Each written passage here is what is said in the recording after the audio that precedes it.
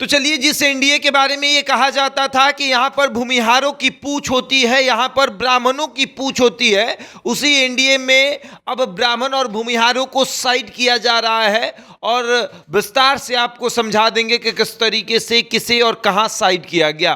पहले भूमिहारों को साइड किया गया, उसके बाद भारतीय जनता पार्टी ने ब्राह्मणों की उनकी हैसियत बता दी कि आपकी हैसियत बस इतनी है कि आपको मंच पर चेयर तक नहीं मिलेगा, कुर्सी तक नहीं दी जाएगी, आप कुछ भी कर लीजिए। उसके बाद में आप भले ही हिंदुओं का एक महासभा कर लीजिए, महाजुटान कर लीजिए, और उस रैली में हम जाएंगे और फिर आपका गुणगान करेंगे, लेकिन उससे पहले आप को साइड जरूर कर देंगे। देखिए, सबसे पहले भारतीय जनता पार्टी ने विजय सिन्हा को साइड किया, और वो तब जब नरेंद्र मोदी की सभा सिवान में हो रही थी, और उस समय सिवान की एक तस्वीर सामने आई जिसमें नरेंद्र मोदी बीच में खड़े थे, और एक तरफ नीतीश कुमार और एक तरफ सम्राट चौधरी, और पीछे बॉडीगार्ड की तरह विजय सिन्हा खड़े थे।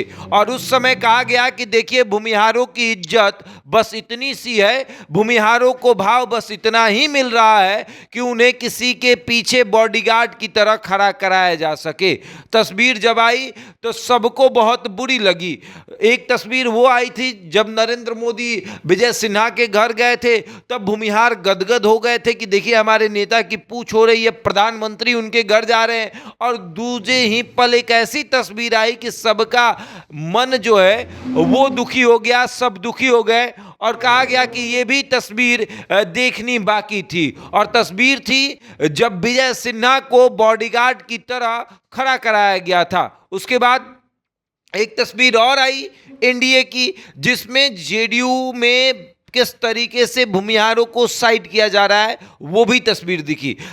विजय चौधरी, जो कि नीतीश कुमार के बेहद करीबी हैं, भूमिहार समाज के नेता हैं, मंत्री हैं, नीतीश कुमार के आसपास रहते हैं, और जब मंच पर नीतीश कुमार ने उनको साइड करके विजेंद्र यादव को उनके जगह खड़ा किया, तो विजय चौधरी को यह बात बहुत बुरी लग गई कि सबके सामने नियुक्ति पत्र बांटा जा रहा था, और हाथ में एक अभ्यर्थी का नियुक्ति पत्र लेकर खड़े थे विजय चौधरी और किसी को देने वाले थे।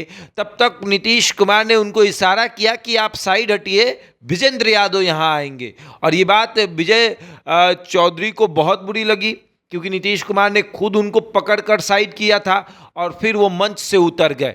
फिर एक तस्वीर और सामने आई जब ब्राह्मणों का अपमान हुआ, और भारतीय जनता पार्टी का एक कार्यक्रम, और उसमें अश्वनी चौबे को मंच पर कुर्सी तक नहीं दी गई। तमाम नेता बैठे रह गए, अश्वनी चौबे अपनी कुर्सी देखते रह गए और फिर मंच छोड़कर चले गए।